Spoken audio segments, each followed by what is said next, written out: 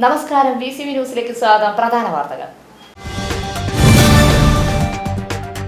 Vadakkanchery railway സ്റ്റേഷനെ വീണ്ടും കഞ്ചാവ് വേട്ട. രപ്തി സാഗർ എക്സ്പ്രസിൽ കടത്തുകയായിരുന്ന 5 കിലോയിലധികം കഞ്ചാവ് പിടിച്ചെടുത്തു.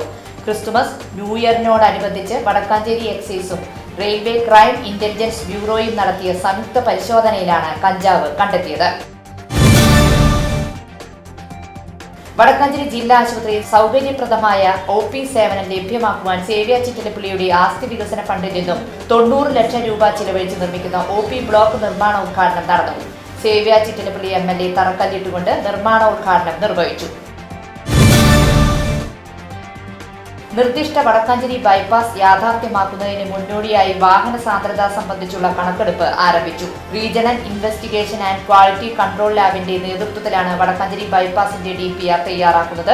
വടക്കാഞ്ചേരി MLA സേവ്യ ചിറ്റലപ്പള്ളി ഉൾപ്പെടെയുള്ള ജനപ്രതിനിധികൾ നേരിട്ടെത്തി പ്രവർത്തനങ്ങൾ വിലയിരുത്തി.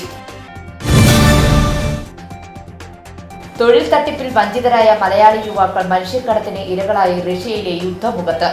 തൃശൂർ സ്വദേശികളായ ജെയിൻ കുര്യാക്കോസും വിനിൽ ബാബുവുമാണ് 8 മാസമായി റഷ്യയിൽ കുടുങ്ങിക്കിടക്കുന്നത്. കേരള നിയമസഭാ സമിതി കേരള കലാമണ്ഡലം സന്ദർശിച്ചു. 2013 മുതലുള്ള കലാമണ്ഡലത്തിന്റെ വാർഷിക റിപ്പോർട്ടുകളുമായി ബന്ധപ്പെട്ടവയുടെ പരിശോധനയ്ക്കായാണ് സമിതി കലാമണ്ഡലത്തിൽ എത്തിയത്.